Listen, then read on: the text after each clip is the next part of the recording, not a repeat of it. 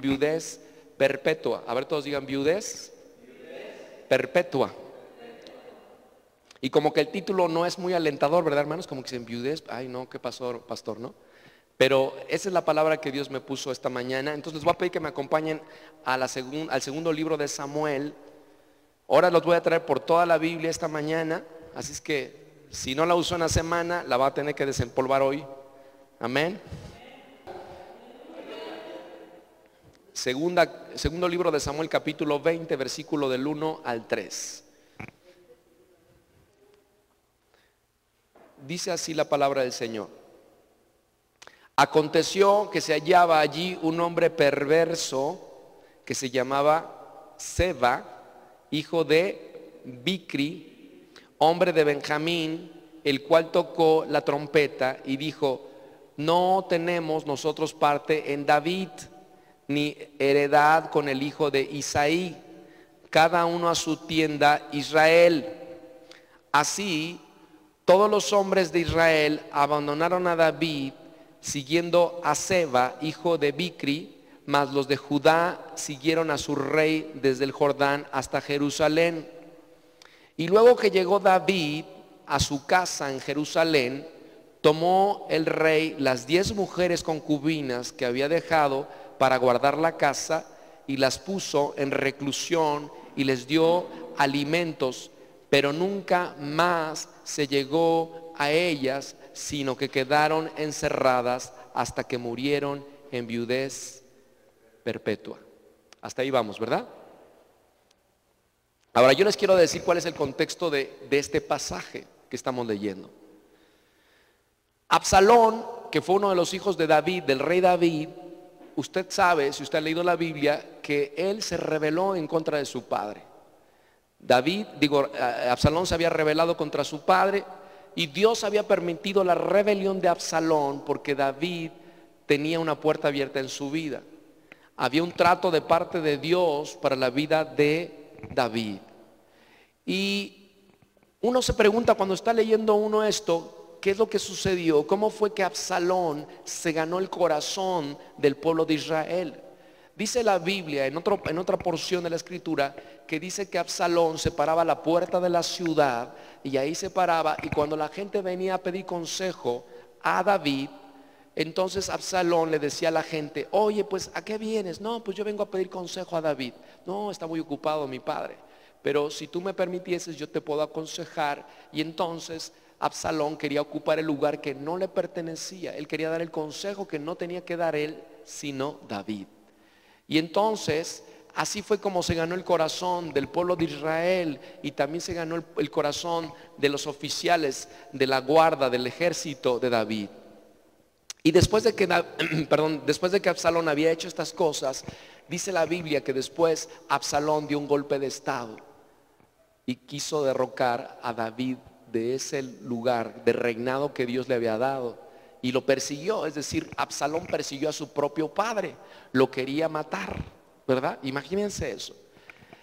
Y también este tiempo que pasó David, yo creo que para David este tiempo fue su Getsemaní, ¿verdad? Cuando recordamos cómo Jesús estuvo en el huerto de Getsemaní, se asemeja mucho los tiempos tan difíciles que pasó David siendo perseguido por su propio hijo para matarlo.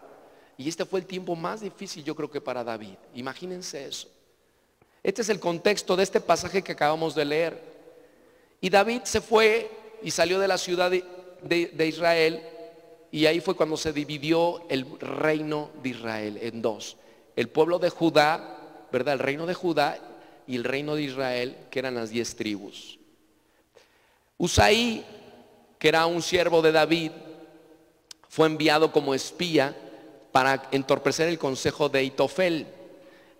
Ahitofel, que era un consejero de David, del rey David, y que dice la Biblia que el consejo de Ahitofel era como palabra misma de Jehová. O sea, imagínense que cuando hablaba Ahitofel, ese consejero de David y también de Absalón, cuando él hablaba era como si hablaba Jehová. Hablaba una palabra precisa, certera, con sabiduría. Y entonces, cuando sucede esta persecución de David, que Absalón persigue a su propio padre, entonces Ahitofel se queda con Absalón. Fue de los que se quedaron con Absalón. Y entonces Eitofel iba a dar consejo a David de qué hacer. Y antes de que diera el consejo Eitofel a Absalón para saber qué iba a hacer, David manda a Usías, un espía, para que entorpeciera el mensaje o la palabra o el consejo a Absalón. Y el consejo que fue, le dijo Eitofel a Absalón: sal tú y todo el pueblo a la batalla. Y esa fue la instrucción que le dio Eitofel. Gracias a Dios que Dios entorpeció el consejo de Eitofel, porque esa no era la voluntad de Dios. Y Eitofel le aconsejó eso a Absalón: sal tú a la batalla con todo tu ejército. Y en esa batalla muere Absalón. Qué bueno que no fue el consejo de Dios, porque obviamente lo que había, el espíritu que había en Absalón era un espíritu de rebelión, ¿verdad? Pero antes de que Absalón saliera a la guerra, Eitofel le dijo a Absalón: toma a las concubinas de tu padre y llégate a ellas, y eso va a ser vergonzoso para tu padre David, como un trato que David estaba recibiendo de parte de Dios por su pecado con Betsabé. ¿Se acuerdan del pecado que tuvo David con Betsabé? La esposa de Urías, uno de sus soldados del ejército. Estaba David sin hacer nada, paseando por el palacio, y se asoma por el balcón y ve ahí a Betsabé bañándose, ¿verdad? Y entonces sucede que eso lo hizo pecar. Hizo traer a Betsabé, la historia usted la conoce, pecó David, y eso le abrió la puerta para que después viniera este trato de parte de Dios a la vida de David. Entonces cuando muere Absalón, Dios le da a David el reino de Judá, le regresa el reino de Judá. Y es aquí donde entra este hombre, Seba, del que estamos leyendo. Lo vamos a releer para que usted ya tenga el contexto, lo vamos a releer. Y aconteció que se hallaba allí un hombre perverso que se llamaba, ¿cómo? A ver, no los escuché, ¿cómo se llamaba? Hijo de Bicri, hombre de Benjamín, el cual tocó la trompeta y dijo: no tenemos nosotros parte en David, ni heredad con el hijo de Isaí. Cada uno a su tienda Israel. Así todos los hombres de Israel abandonaron ¿a quién? A David. O sea, Seba estaba en contra de David. Aunque David ya se le había entregado el reino de Judá, Seba no deseaba nada con David. Amén. Ahora, y se revela y le dice a las 10 tribus estas palabras que escuchamos ahorita. Pero luego este hombre es muerto y Dios le regresa a las 10 tribus a David. Quiere decir que cuando Dios ha dicho una palabra, aunque tus enemigos se opongan, Dios de todos modos la cumple.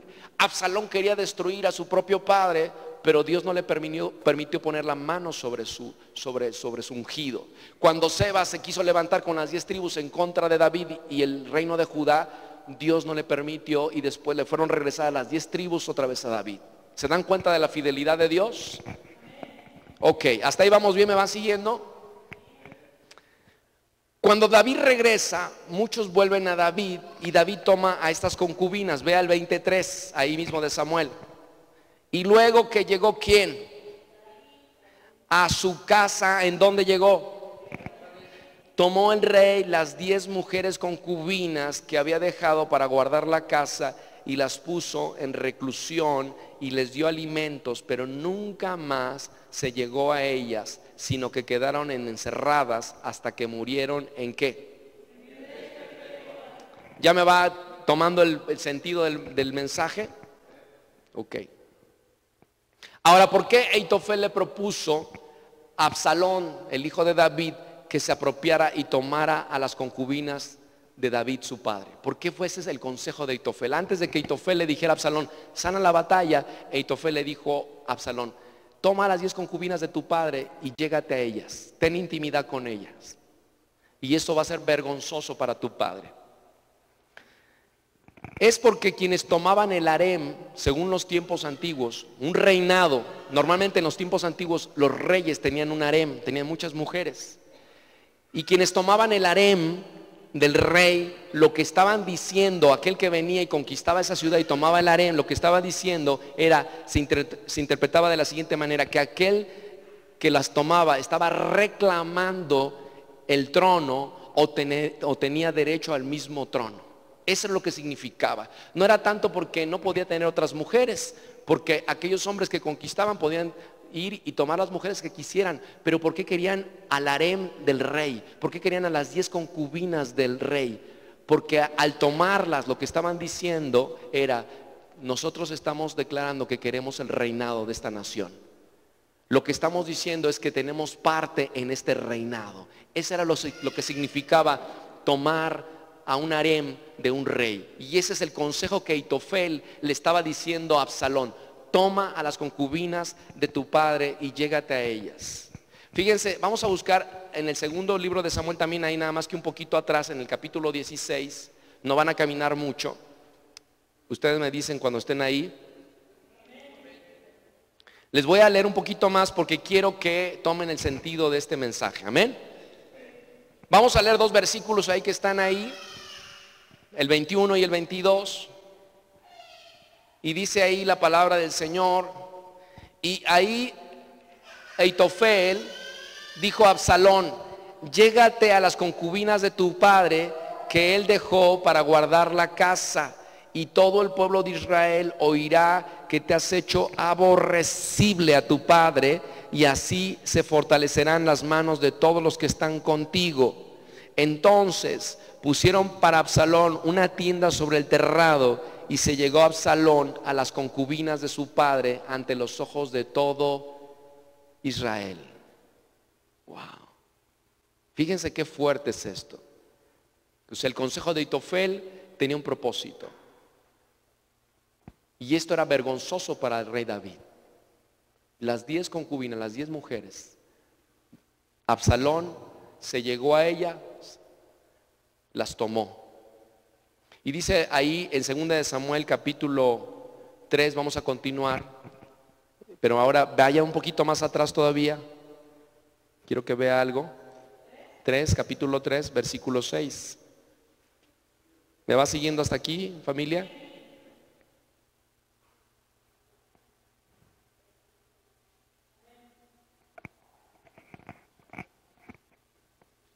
Entonces, eso fue antes de que Absalón muriera, ¿sí? Absalón tomó a las 10 concubinas de su padre. Lo voy a ubicar un poquito en otro momento para conectarlo luego más adelante. Esa es otra porción. Segunda de Samuel capítulo 3, versículo 6. Dice: como había guerra entre la casa de quién y la de quién, aconteció que Abner se esforzaba por la casa de quién, Saúl. Acuérdense que en este tiempo, antes de que David tomara lugar en el trono, ¿quién tenía el reinado? ¿Se acuerdan? Saúl. Y Saúl tenía pleito con David, porque se había enterado que Dios lo había ungido por rey de Israel, y entonces procuraba matarlo. Y había un pleito entre Saúl y David. David tenía que correr y allí iba atrás Saúl persiguiéndolo, ¿sí? Y dice que Abner estaba con quién, estaba a favor de quién. Ahí en su Biblia dice, ¿a favor de quién estaba? De Saúl. Dice se esforzaba por la casa de Saúl. Entonces, cuando muere Saúl, porque murió Saúl también, David se apodera del reino y primeramente reina Judá, y Israel y las 10 tribus le siguen fieles a Isboset. ¿Quién era Isboset? Isboset era el hijo de Saúl. O sea, imagínense, estaba Saúl gobernando, muere Saúl, se queda su hijo Isboset, y Abner era uno de los principales del ejército de Saúl. Y Saúl estaba a favor de Isboset, estaba a favor de la casa de Saúl.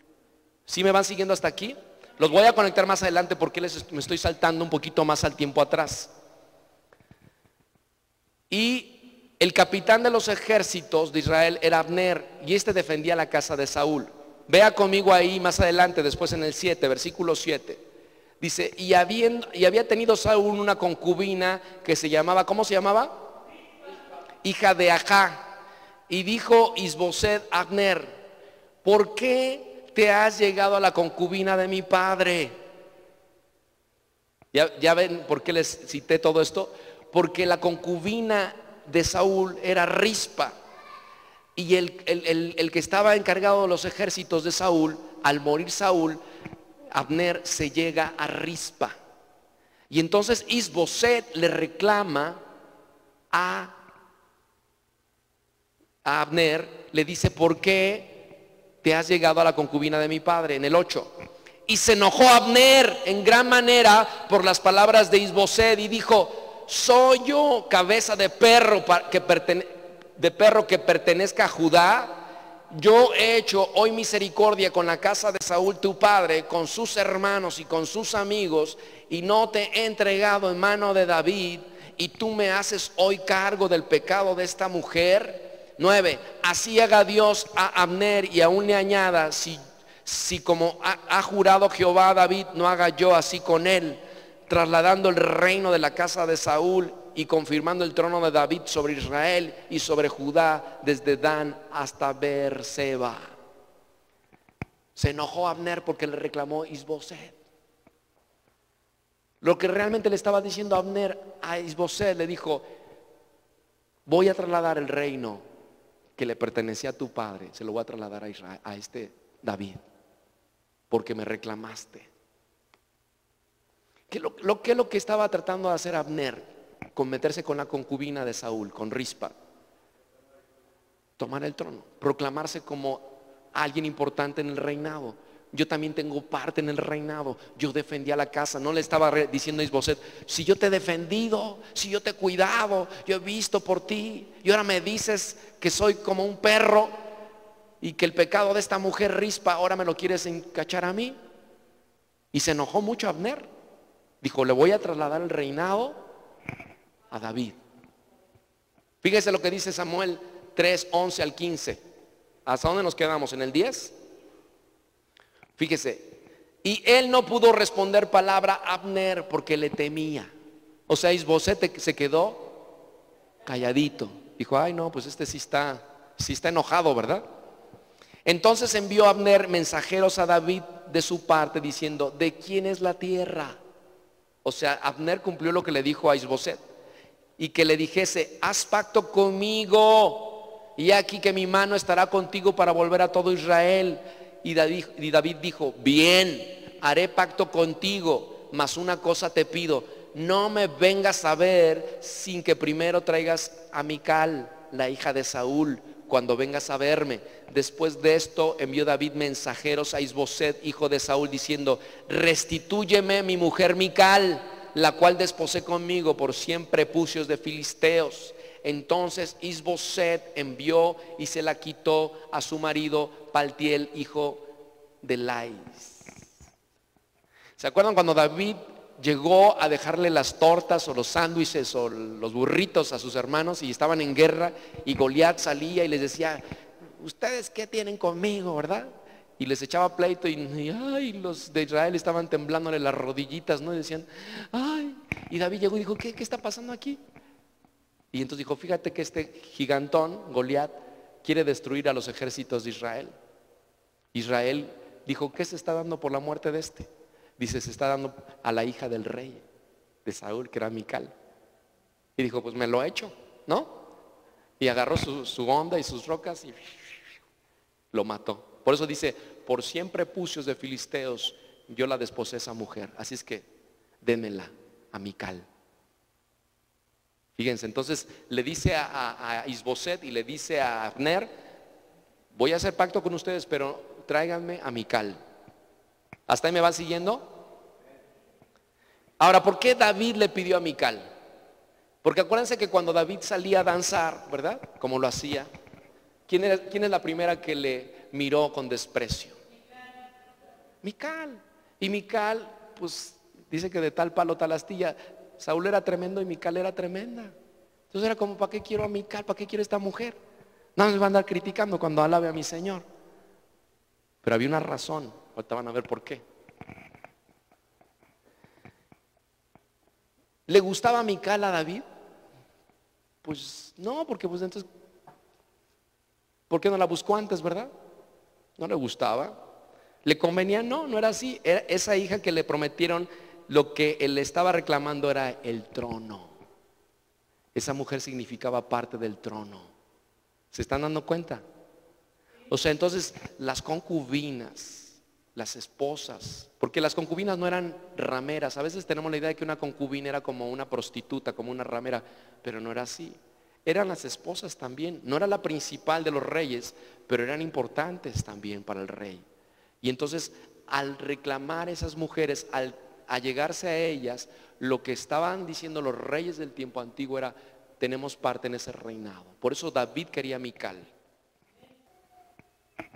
Primera carta de Reyes, primero libro de Reyes, perdón, capítulo 1, versículo al 4. Cuando ya lo tengan me dicen.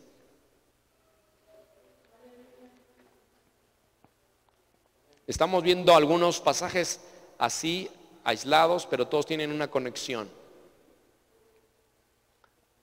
Cuando el rey David era ¿qué? No, dice ahí viejo. Cuando el rey David era viejo y avanzado, ¿en qué? Le cubrían de ropas, pero no sé. Y le dijeron por tanto sus siervos: busquen para mi señor el rey una joven virgen, para que esté delante del rey y lo abrigue y duerma a su lado, y entrará en calor mi señor el rey. Y buscaron a una joven ¿qué? Hermosa por toda la tierra de Israel, y hallaron a Abisac, sunamita, y la trajeron al rey. Y la joven era hermosa, y ella abrigaba al rey y le servía, pero el rey nunca la conoció.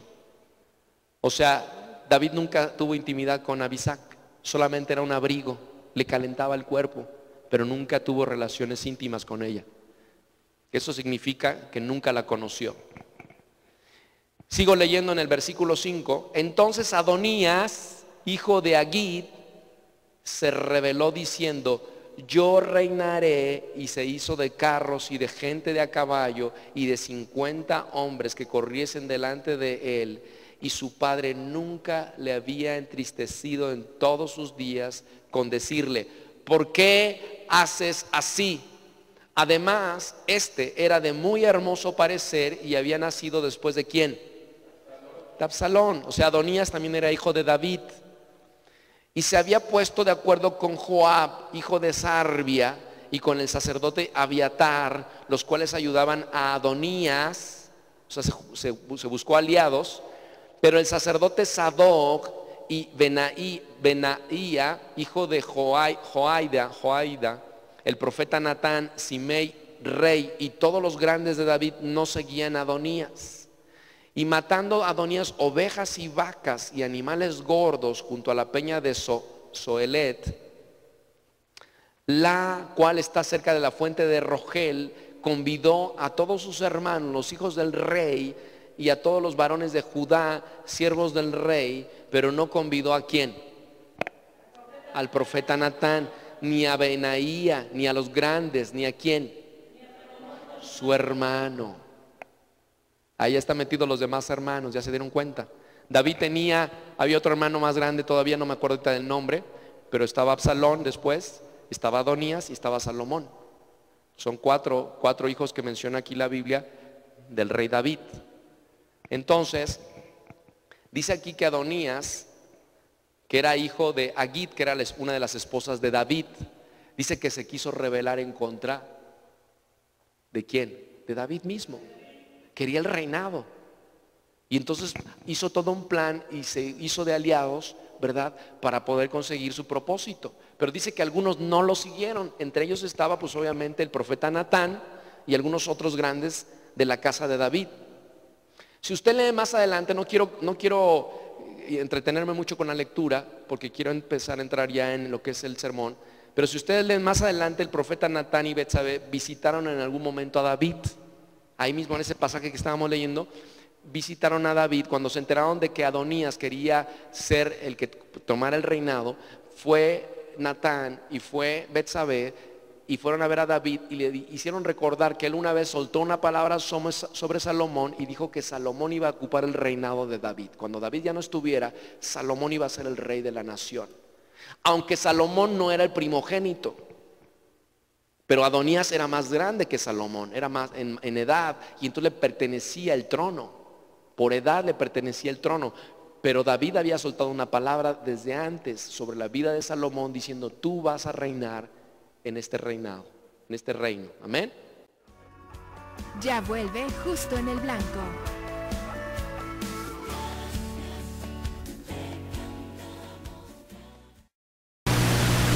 Delorme. Nosotros somos distribuidores de productos de belleza Vela, L'Oreal, Cool, Hidracolor, muebles, accesorios y equipo para estéticas, academias, salas de belleza y spas. Sabemos que lo que te ofrecemos no lo imaginabas ver, pero lo que importa es que tú supieras dónde encontrarnos. Y para ti que te preparas para ser un profesional de la belleza, queremos apoyarte con descuentos desde el 10 y hasta el 30% al surtir tu lista de materiales. Suena increíble, pero es una realidad para ti en Delorme. Visítanos, no lo pienses más. No deje que sus cintas de video pasen al olvido.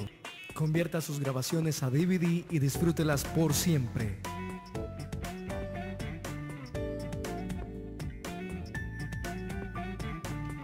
Conversión digital, ediciones, transiciones, sonido, musicalización, video y fotografías. Mayores informes en los teléfonos.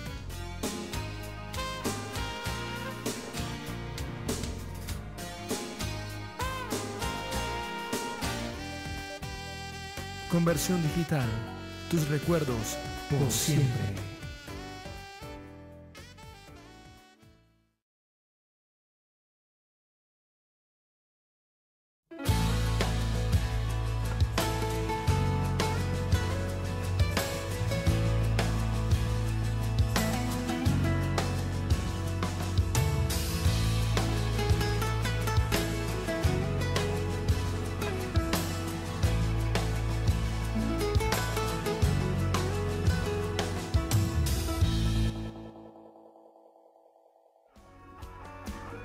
Estás viendo Justo en el Blanco.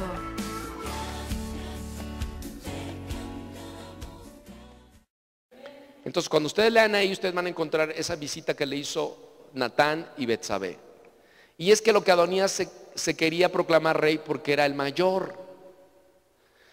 Una vez que Salomón afirma su reino, sucede lo siguiente. O sea, imagínense, ya pasa el tiempo, es afirmado Salomón como rey de la nación y sucede esto. Ya es rey Salomón.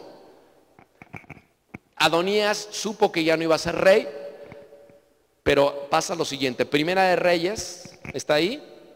Capítulo 2, versículo 13 al 24. Hasta aquí vamos bien, ¿me va siguiendo con todo lo que le estoy leyendo? ¿No se ha perdido? ¿Seguro, hermano? Porque va a ser el simiente para lo que le voy a enseñar esta mañana. Cuando lo tenga me dice, por favor. Esta es una porción larga, así que no se me vaya a dormir. Porque Dios está revelando cosas nuevas, hermanos. Amén. Me dice.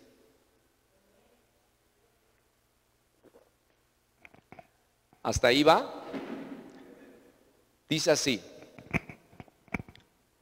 Entonces Adonías, hijo de quién? De Agit, vino. ¿A quién vino?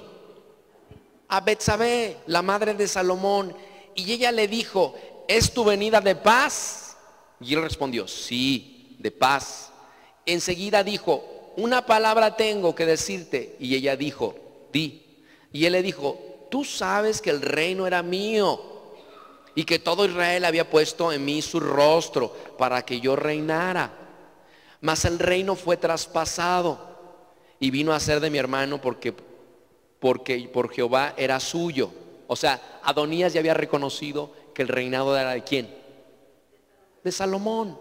Dijo, está bien, por boca de Jehová lo dijo y entonces yo lo respeto. 16. Ahora te hago una petición, no me la niegues. Y ella le dijo, habla. Él entonces dijo, yo te ruego que hables al rey Salomón, porque él no te lo va a negar, es tu hijo, ¿no? Para que me dé a Abisac, la sunamita, por mujer. O sea que Adonías no era nada tonto, ¿verdad? Fíjense, ¿quién era Abisac? La sunamita que consiguieron, que era muy hermosa, para llevarla a la cama del rey David para que le calentase. No tuvo intimidad Abisac con David, y entonces, pero era una de sus concubinas. ¿Y a quién le pertenecía Abisag? Al rey Salomón, porque él era el que ocupó el trono. Pero Adonías sabía que si tenía Abisag, estaba proclamando: yo tengo parte en el reinado. Por eso se la pidió. No fue nada tonto, fue a ver a la mamá. Ay, por favor, usted hable con Salomón, ¿verdad? A usted no le va a negar nada. Solamente ya el reinado ya no me interesa, pero me interesa Abisag, la tsunamita. Ah, que Adonías, era tremendo este Adonías. Fíjense, entonces, ¿dónde me quedé? 17. Y luego dice el 18, y Betsabé dijo: bien, yo hablaré por ti al rey. Vino Betsabé al rey Salomón para hablarle por Adonías, y el rey se levantó a recibirla y se inclinó ante ella y volvió a sentarse en su trono, e hizo traer una silla para su madre, la cual se sentó. ¿A dónde? Le dio un lugar de honra a su mamá. Y ella dijo: una pequeña petición pretendo de ti, no me la niegues. Y el rey le dijo: pide, madre mía, que yo te la daré, no te la negaré. Y ella le dijo: dese a Abisag tsunamita por mujer a tu hermano Adonías. O sea que Betsabé fue a hacer lo que le pidió Adonías. Ya estaba ahí con este Salomón. Y fíjense en el 22 lo que le responde Salomón. Y el rey Salomón respondió y dijo a su madre: ¿por qué pides a Abisag tsunamita para Adonías? ¿Demanda también para él el reino? Porque él es mi hermano mayor y ya tiene también el sacerdote Abiatar y a Joab, hijo de Sarbia. Y el rey Salomón juró por Jehová, diciendo: así me haga Dios y aún me añada, que contra su vida ha hablado Adonías estas palabras. Ahora pues vive Jehová, quien me ha confirmado y me ha puesto sobre el trono de David mi padre, y quien me ha hecho casa, como me había dicho, que Adonías morirá hoy. Wow. O sea que Salomón sabía lo que pretendía Adonías. La mamá pues como que no sabía muy bien. Ay, ¿yo qué hice? Este quiere el reinado. No, este va a morir. Y lo mandó a matar. Y murió. Entonces se dan cuenta que a través de las concubinas tenía que ver mucho con la parte esta de tener parte en el reinado de una nación. Y eso es lo que quiero mostrarles esta mañana. Ahí en esos versículos que aparentemente tú lees de corrido y dices: ¿qué tenía que ver esta con la? Uno dice: pues ya que se la den, ¿verdad? Pero no, había un propósito, había cosas que Dios está revelando. Ok. La pregunta que pudiera surgir en este momento es: ¿por qué Salomón reaccionó así? Porque se enojó. Pues imagínate, para mandarlo a matar no estaba así muy tranquilo. Maten por favor a Adonías. Estaba enojado. A Salomón le interesaba Abisag. No, o sea, Salomón, pues yo creo que era medio atractivo, ¿no? Entonces dijo: pues yo puedo tener las mujeres que yo quiera, ¿no?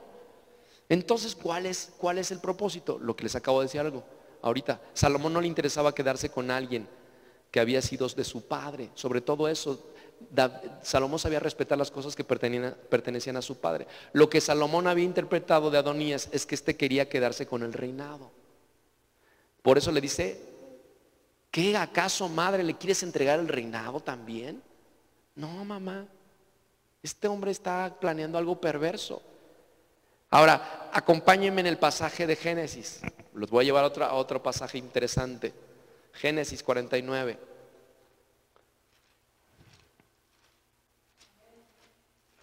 Cuando esté ahí me dice, por favor, 49:1.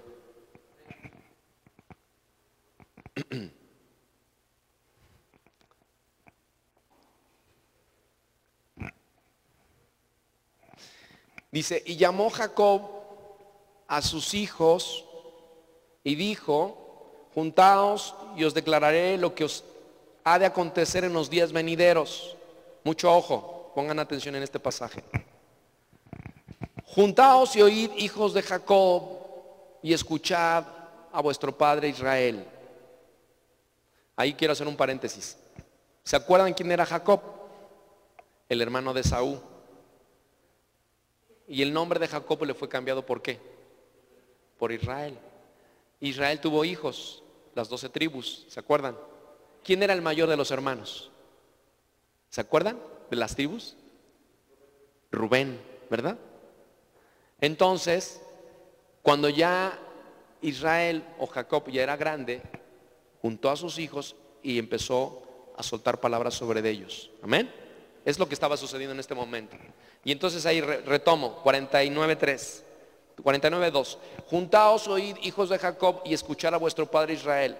Rubén, tú eres mi primogénito, mi fortaleza y el principio de mi vigor, principal en dignidad, principal en poder, impetuoso como las aguas. Qué bonita bendición, ¿verdad?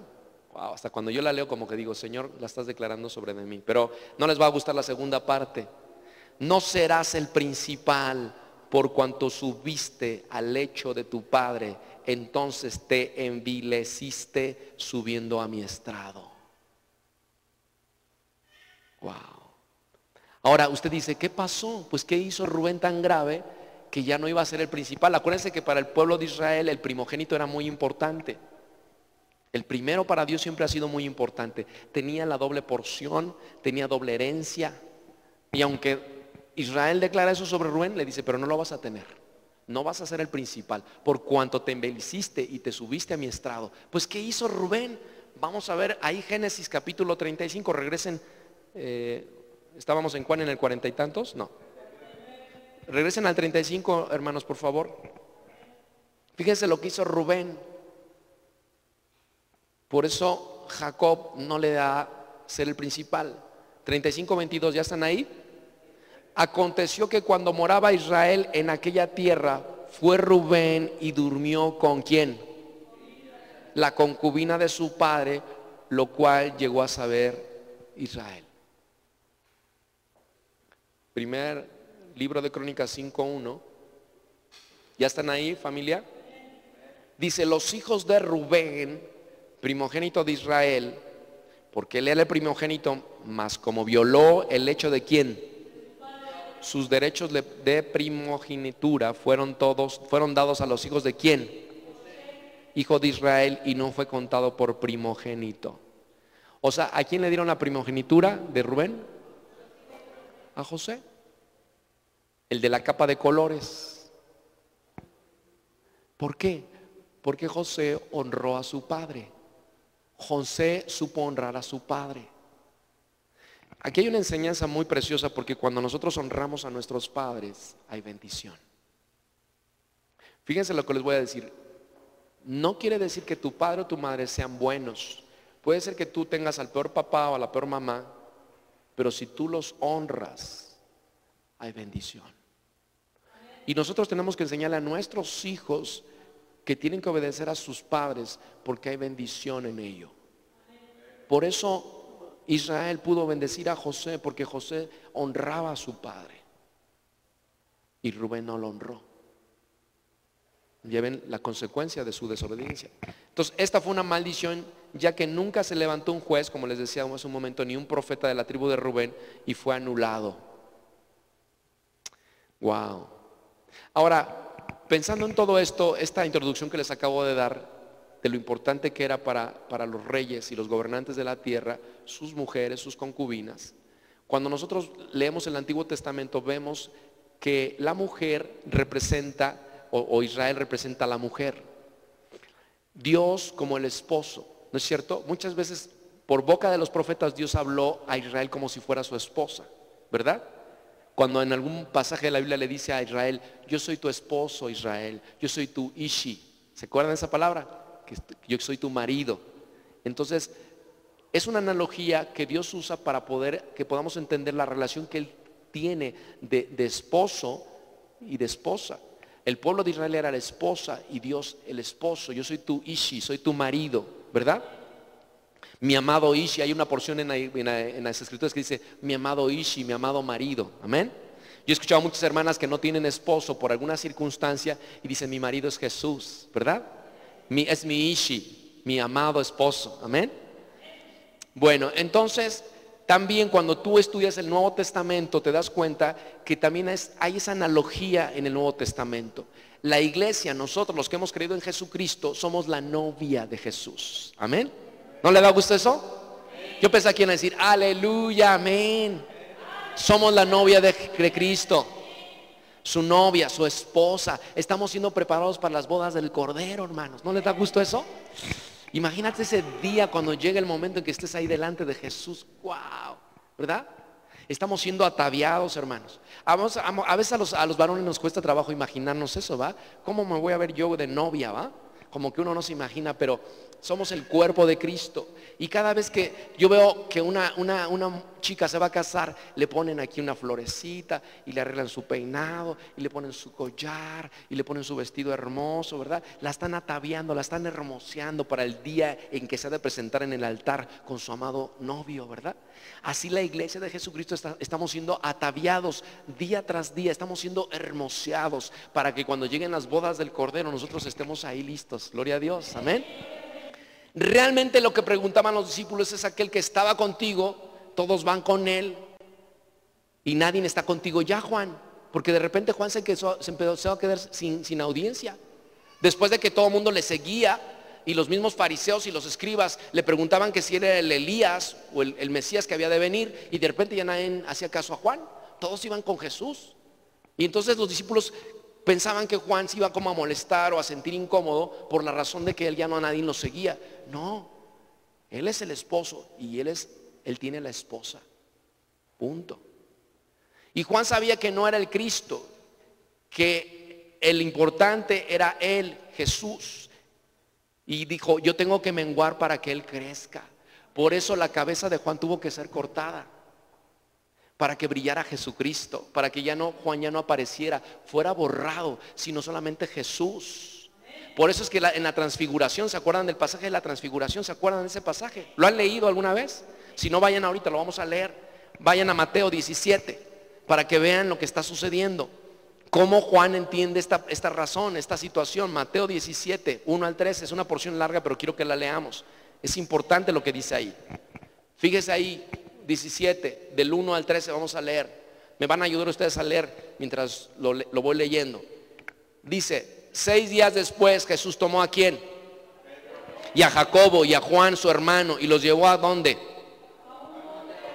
Y se transfiguró delante de ellos y resplandeció su rostro como el sol, y sus vestidos se hicieron blancos como la luz. Y aquí que le aparecieron ¿quién? Hablando con él. Entonces Pedro dijo a Jesús, Señor, bueno es para nosotros que estemos aquí. Si quieres, hagamos aquí 3 enramadas, una para ti, otra para Moisés y otra para Elías.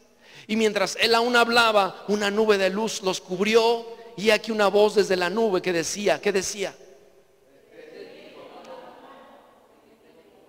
A él oíd. Y al oír esto los discípulos se postraron sobre sus rostros y tuvieron gran temor. Entonces Jesús se acercó y los tocó y dijo, levantaos y no temáis. Y en el 8 dice, y alzando ellos los ojos, a nadie vieron, sino solo a Jesús. ¿Sabe qué representa Elías y Moisés? Elías representa a los profetas y Moisés a la ley. Y cuando Jesús se aparece, ni los profetas ni la ley tiene que ver ya, sino que Cristo solamente es el que va a resplandecer. Amén.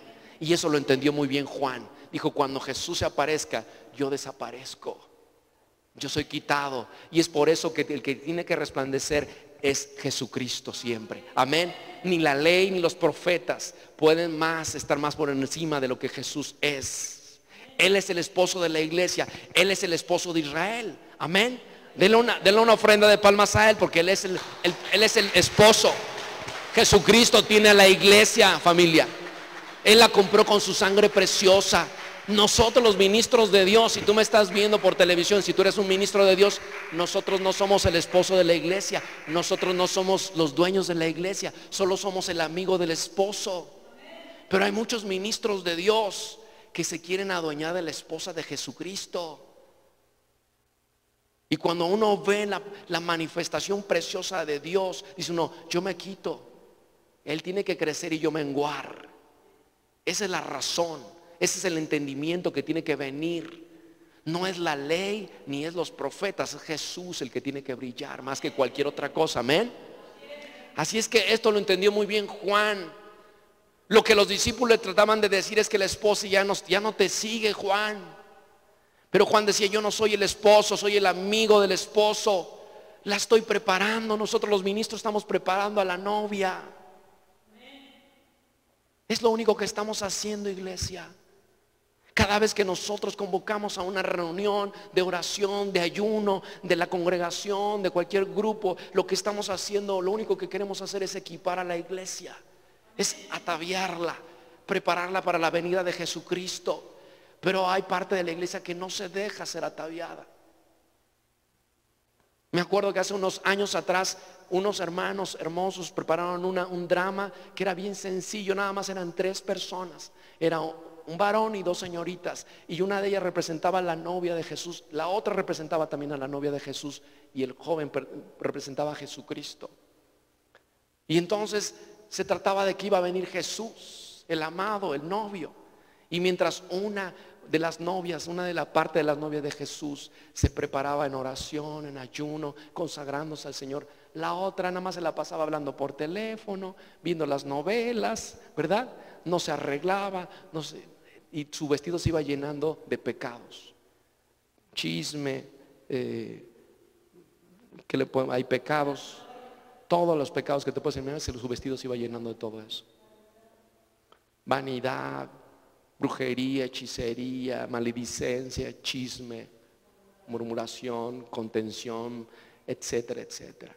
Y cuando llegó el tiempo de la visita del Señor, quien pudo tener esa intimidad con el amado fue aquella que se había preparado, que estaba hermoseada, su vestido blanco y resplandeciente. La otra lo tenía todo grisáceo, manchado, parecía la chimoltrufia mascando chicle con los dientes chimuelos como la chimoltrufia, ¿va? Y toda desarreglada y así, y la vio el amado Jesús y se siguió de frente, hasta le hizo así, corrió. Me acuerdo que le corrió así, dijo, no, esta no es por la que yo vengo, ¿verdad? Y yo digo, Señor, es muy sencillo de entender. Cuando un varón se va a casar con una mujer, pues espera ver a su novia hermosa, ¿no es cierto? Imagínate que llegara toda despeinada y fachosa la novia a la boda, pues no se va a querer casar con ella. Dice, pues no, yo no, a ti no te llamé para casarme contigo. Es lo mismo el amado. Entonces lo único que estamos haciendo los ministros de Dios, los pastores, es preparar a la novia. ¿Cuándo va a venir Jesús? Nadie sabe el día ni la hora, hermanos. Puede llegar hoy en la noche. ¿Estaremos listos, iglesia? O puede venir en 5 años o en 20 años. Nadie sabe. Pero tenemos que estar listos, ataviados, hermoseados por la presencia del Señor. Amén.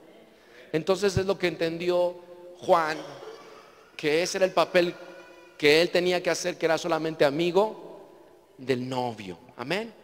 Amigo del novio. ¿En dónde nos quedamos? ¿En qué cita? Todo aquel, fíjense, les voy a decir una cosa. Lo que los discípulos le trataban de decir entonces a Juan era que ya la iglesia no te sigue, ya nadie viene a buscarte, pero solamente Juan sabía que estaba ataviando al pueblo en la venida de Jesucristo. No como lo hizo Faraón con Israel, que se apropió del pueblo de Dios. Israel no fue creado para hacer pirámides, hermanos.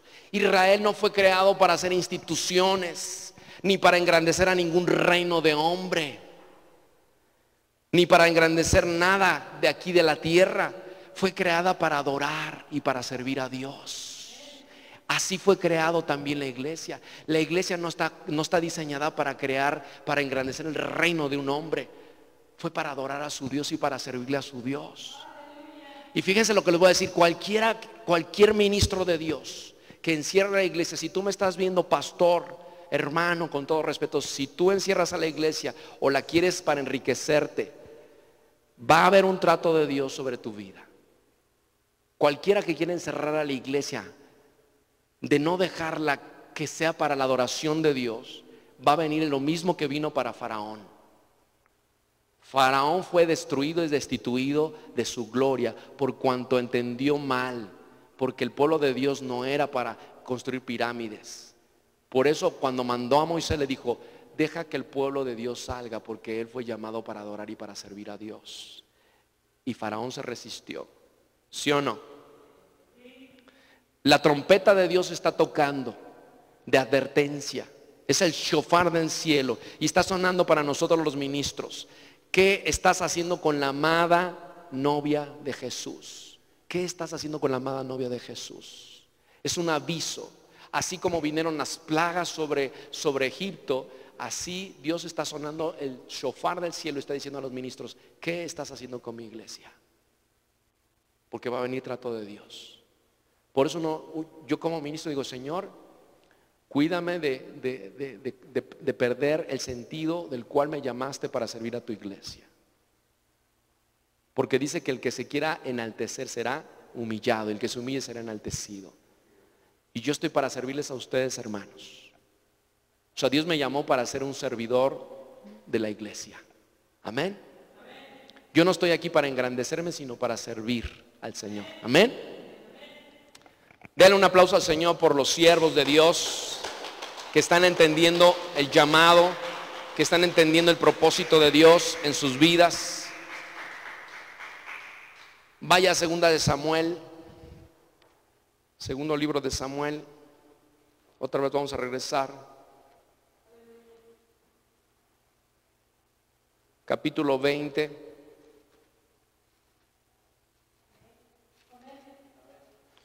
Versículo 3.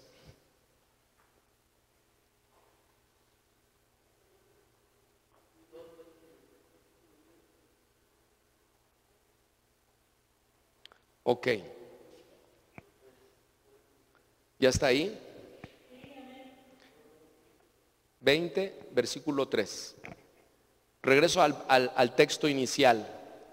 Y luego que llegó David a su casa en Jerusalén, tomó el rey las 10 mujeres concubinas que había dejado para guardar la casa y las puso en reclusión y les dio alimentos, pero nunca más se llegó a ellas, sino que quedaron encerradas hasta que murieron en viudez perpetua.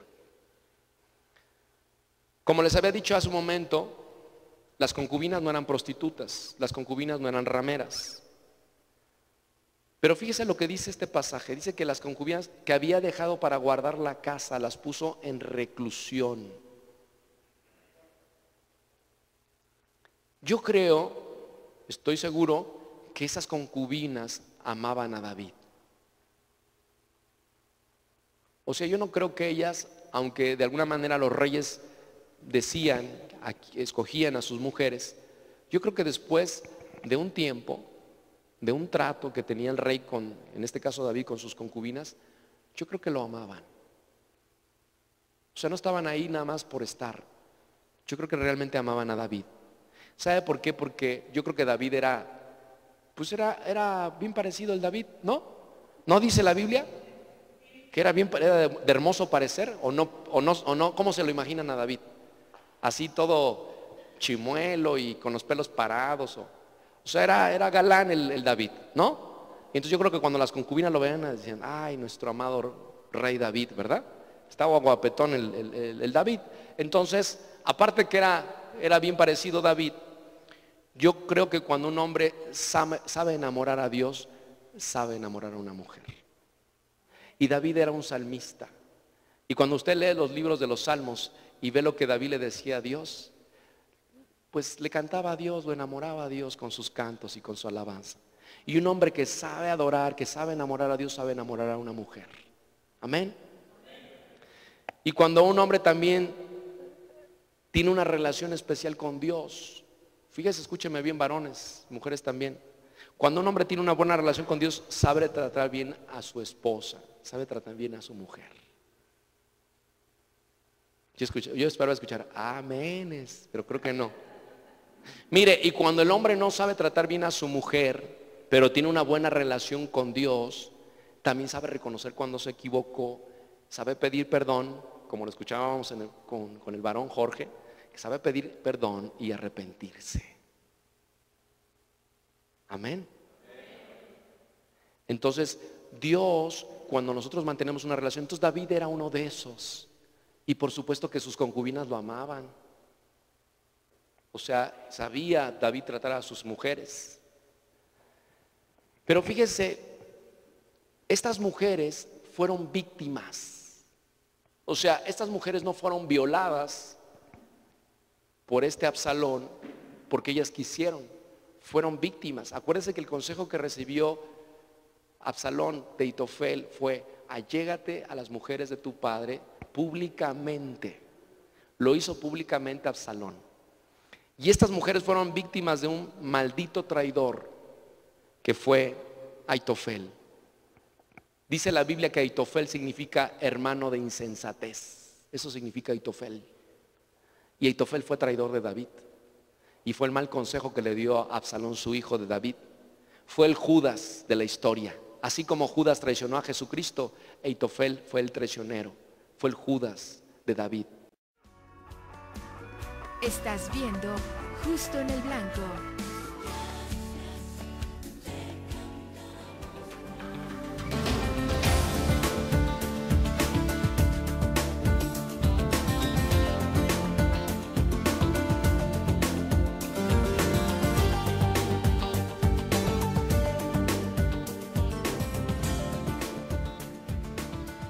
Hola, ¿qué tal, amigos?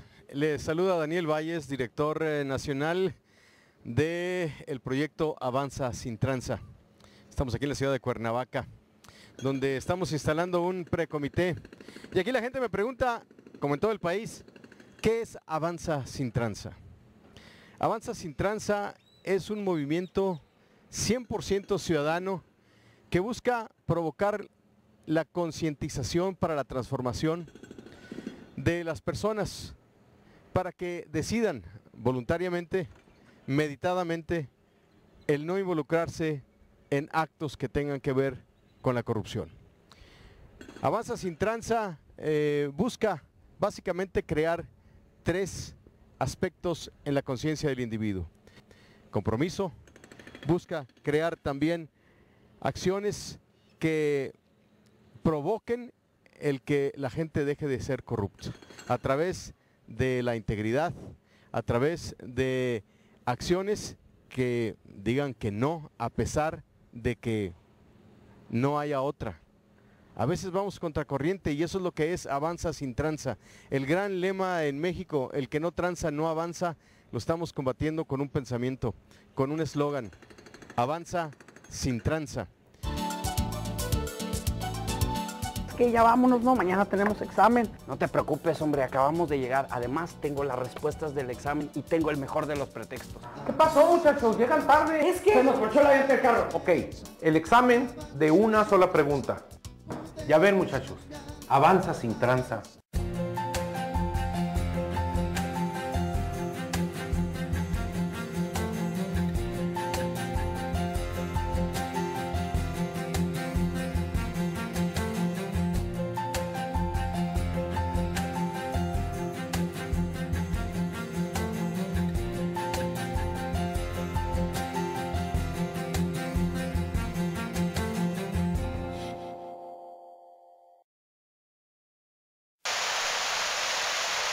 Te hablamos desde Delorme. Nosotros somos gente que da cursos de maquillaje, corte, colorimetría, peinados, uñas y decorado de uñas. También tenemos servicio de afiladuría de herramientas, reparación de aparatos, atención de telemarketing a todo México. Asimismo, entregamos a domicilio. Delorme, todo un mundo de belleza para ti.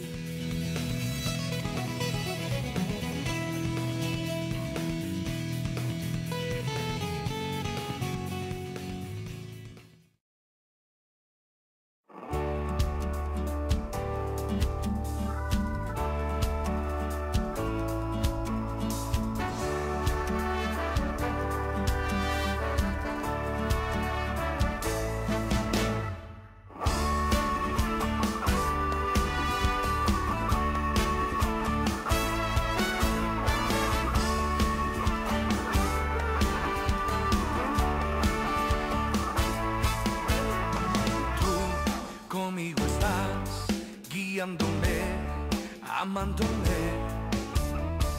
Yo puedo confiar que todo obrará para mi bien.